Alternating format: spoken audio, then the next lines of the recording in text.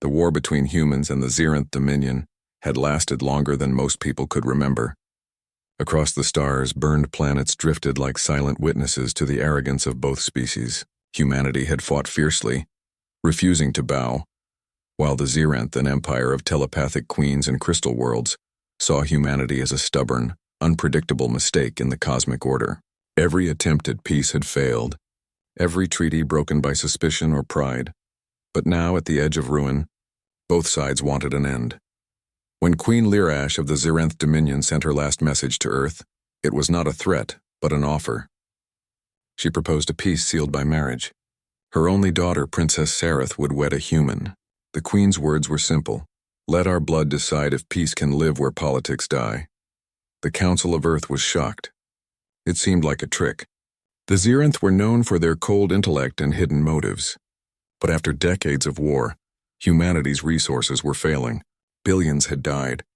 The oceans of Mars' colonies had turned red from orbital bombardment. If this strange marriage could end it all, perhaps it was worth the risk. Captain Elias Monroe was chosen. He was not a politician or a nobleman. He was a soldier, a man who had fought in the First Battle of Vega and survived. He had no family left, no ambition but peace. When the order came, he stood silently in the council chamber, listening to their reasoning.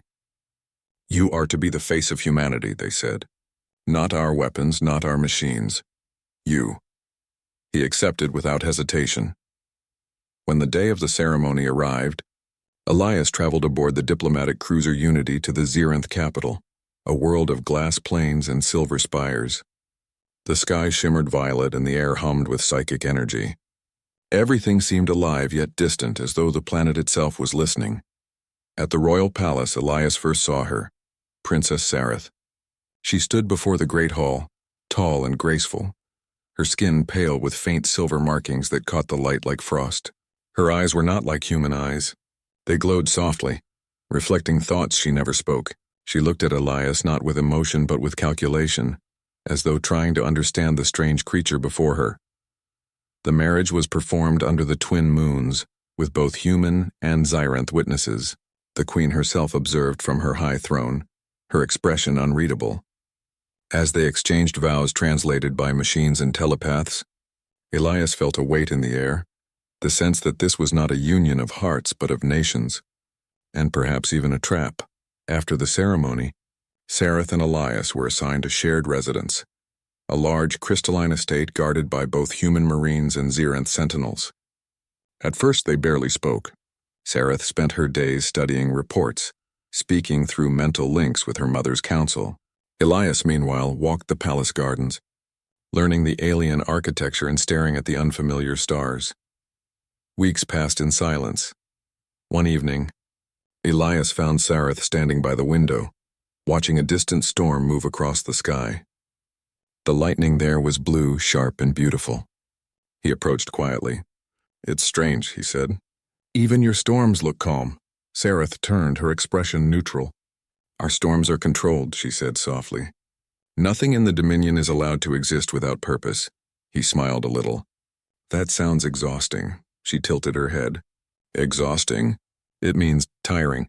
Too much control kills life. Sometimes chaos keeps things real. Her brow furrowed. Chaos destroys. It weakens order. Maybe, he said, looking back at the sky. But it also makes us who we are. Humans aren't perfect, Princess. We fight, we fail, we start again. That's what keeps us moving. She said nothing, but later that night she stood by the same window alone, watching the storm and wondering if chaos could ever truly be life. Days turned into months. Small habits began to form.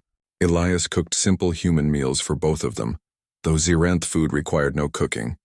Sareth at first refused to eat, claiming her biology was incompatible, but curiosity got the better of her. When she tasted the bread he made, clumsy but warm, she froze, unsure why her chest felt tight.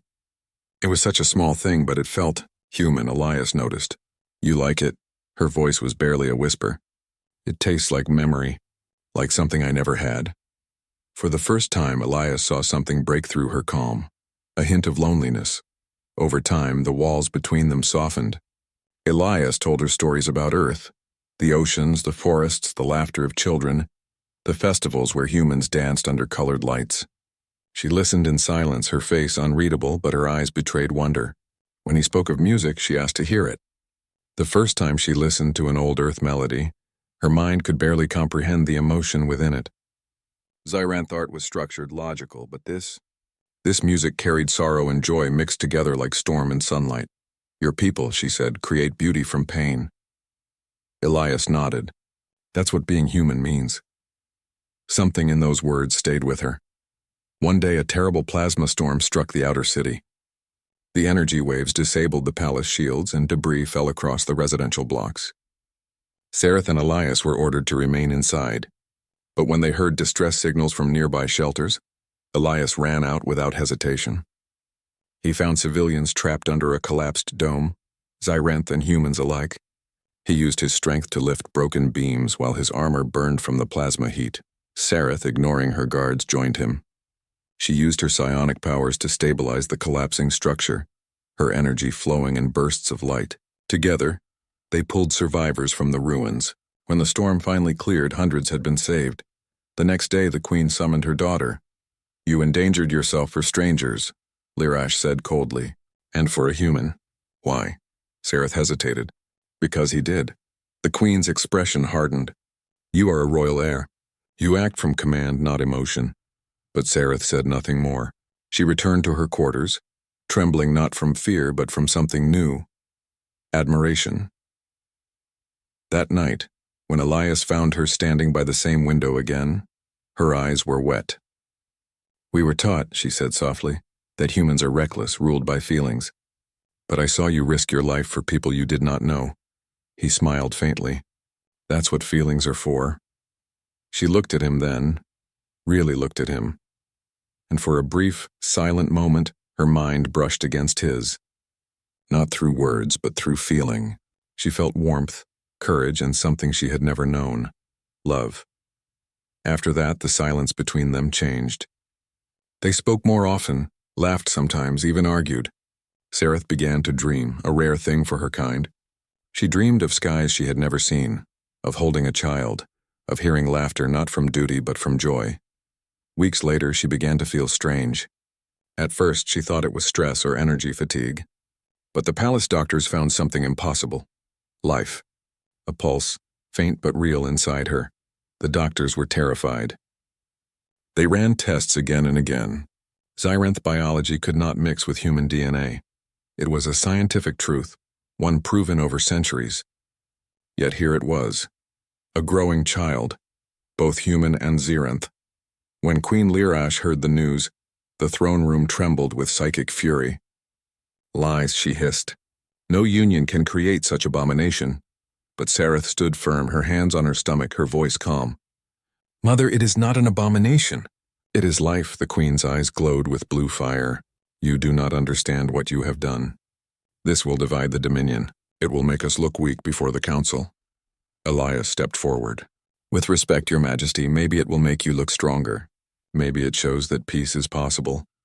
The queen stared at him as if seeing him for the first time. You think love can heal centuries of war? I don't know, he said quietly. But hate hasn't. There was a long silence. The queen finally spoke, voice cold as the void. You will remain here, both of you, until I decide what must be done. From that day, Sareth and Elias were confined within the palace walls. Outside, rumors spread like wildfire, that the human had broken the laws of nature, that the princess carried a cursed child, that the queen herself had been deceived. Some Zyranth whispered in secret, wondering if the impossible child might be a sign of change. Others demanded the child's destruction. Inside the crystal palace, Elias tried to comfort Sareth. We'll face it together, he said. Sareth placed her hand over his. Before you, I never understood what strength meant. We were told strength was domination, but now I see it is the courage to care. As her body changed and her energy grew unstable, she sometimes feared the child would not survive. But Elias stayed by her side, reading to her, speaking softly through long nights. He told her about Earth again, about sunrise over the Atlantic, about snow on the mountains, about the warmth of holding a child for the first time. The queen visited once during those months. She stood before the glass wall, watching her daughter rest. For the first time, there was uncertainty in her perfect composure. When Sareth stirred, she whispered, "Mother, would you still call me your daughter if I bring this child into the world?" The queen's face softened almost imperceptibly. "If it is truly yours," she said, "then the stars themselves will bear witness." But when she left, she whispered to her guards, "Double the protection. If the child is born, the galaxy will change." As the months passed, word of the pregnancy reached the edges of both empires. On human colonies, people spoke with cautious hope. On Zarenth worlds, priests debated prophecy. 7 years had passed since the miraculous birth of Sareth and Elias's daughter. The little girl, named Liara, had grown alongside her younger twin brother Kyle, who arrived 2 years later under equally impossible circumstances. Both children were living proof of what no scientist or historian had thought possible: that human and Zarenth life could merge and flourish. The twins' world was a palace unlike any other. Crystal towers glimmered under the violet sun, and gardens of luminous flora stretched across terraces, feeding on psionic energy and human sunlight alike. They were raised by humans and Zarenth alike, learning 2 languages, 2 ways of thinking, 2 ways of being. They ran across the palace halls laughing, chasing each other in playful bursts that echoed through the corridors where once silence and ceremony had ruled. But the galaxy outside had not yet forgiven them for existing. The Dominion's generals still whispered about weakness. Human diplomats still worried about spies. Yet Sareth and Elias had built a haven where their children could grow, free from fear. One morning, Queen Lirash arrived unannounced. The twin moons reflected off her ceremonial armor as her ship descended through the violet sky. Her arrival sent ripples across the palace. Guards braced themselves, and humans and Zarenth alike felt the tension in the air. The queen had never visited after the twins' births, watching instead from afar, her mind monitoring every pulse of energy. Today she came to see the children for the first time. When she entered the palace hall, she found them playing near a fountain, their laughter like music mingled with psionic resonance. Liara's brown eyes sparkled, Kyle's silver markings gleamed under the sunlight, and for a moment the queen's composure wavered. The children noticed her instantly. Liara ran forward, her small hands raised. Kyle followed, stepping cautiously but curious. "Grandmother," Liara called. The word sounded foreign and warm, echoing in the queen's mind in a way she had never experienced. Queen Lirash froze. Her psionic senses flared. These were not monsters, not abominations. They were children. Perfect children. And as her mind brushed against theirs, she felt something she had never felt in centuries. Love. Not the cold, strategic kind that ran the Dominion, not the disciplined respect that commanded obedience. This was something deeper, something that pulsed with life and joy. "Mother," Sareth said, stepping forward with Elias at her side. She was taller now, her poise natural, her eyes carrying strength that came from years of raising children and facing danger together. "These are your grandchildren." The queen's lips parted, but no words came. She blinked, struggling to focus, for the twins' thoughts were a flood. Curiosity, laughter, innocence, and intelligence mingled with human emotion. She had never faced a force like it. Liara reached out, her small hand brushing her grandmother's armored sleeve. At that touch, the queen's mind opened further. She saw visions of the children's lives, their first steps, their first words, the way they comforted each other in fear, the way they laughed when Elias chased them through the halls. The images were not violent, not strategic. They were simple. They were human. For the first time, Queen Lirash realized that strength did not come from ruling or conquering. It came from connection, from nurturing, from protecting those who could not protect themselves. She had spent centuries defining power as domination, but now, looking at her grandchildren, she understood something far more profound.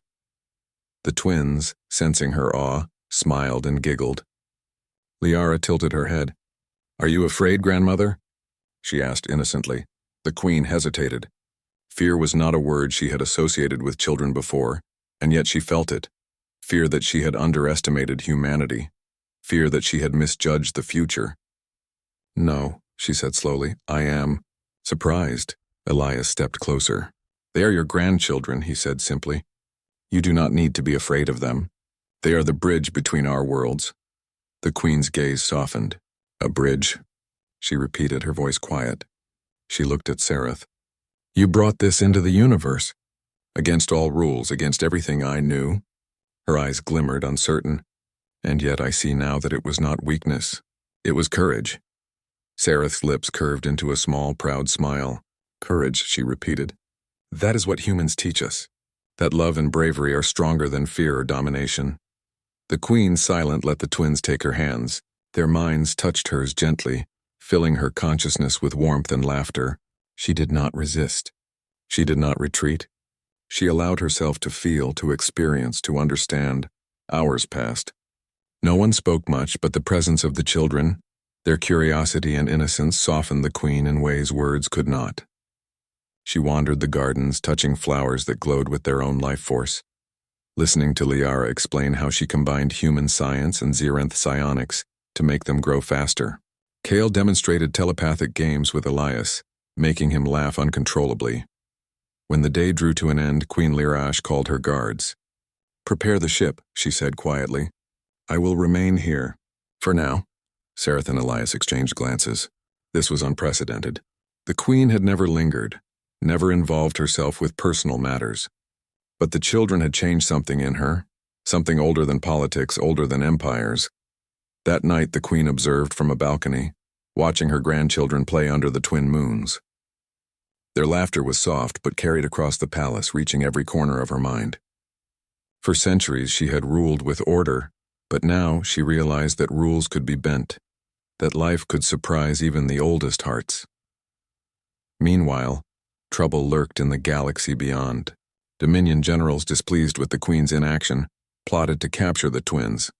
Human colonies feared spies, worried about the child's unusual abilities. Despite the danger, Sareth and Elias refused to hide. They trained the children in both human courage and Zirenth psionics, preparing them for the universe outside the palace walls.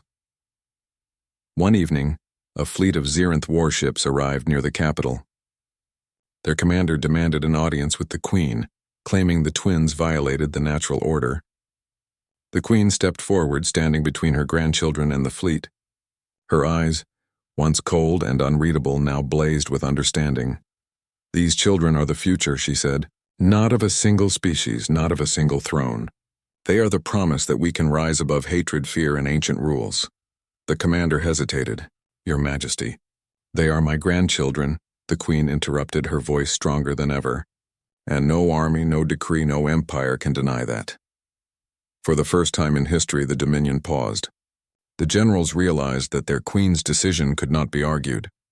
Her grandchildren, a fusion of human defiance and Zirenth strength, represented something greater than conquest. They were proof that the universe itself could evolve through courage and love. As the fleet withdrew, Sareth and Elias watched their children dance under the auroras of the twin moons. Do you think they will ever understand what they have done? Elias asked softly. They already do, Sareth said, holding Liara's small hand. They carry both worlds inside them. That is their gift and our hope. The queen approached them, kneeling slightly to meet the twins' eyes. Liara and Kale smiled, reaching out for her. Grandmother, Kale said. Will you play with us? Queen Lirash hesitated, then allowed herself a small, almost shy smile. Yes, she said. And in that moment she joined their laughter. Her psionic energy mingling with theirs, no longer a weapon, but a bond. The galaxy beyond might still fear the children, might still plot and scheme, but here within the Crystal Palace, humanity had proven its greatest strength. Not weapons, not strategy, not fear, but love, courage, and the unwavering will to protect those who could not protect themselves. In the years to come, the twins would grow, their abilities unmatched, their hearts human and Zirenth alike. They would become symbols across the stars, not of domination, but of unity. And Queen Lirash, once the coldest ruler in the galaxy, would remember the day she first met them, the day her empire changed not by force, but by the laughter of two children who carried hope in their hearts. And so a new era began, not with war, but with wonder, not with fear, but with the quiet power of family, courage, and humanity.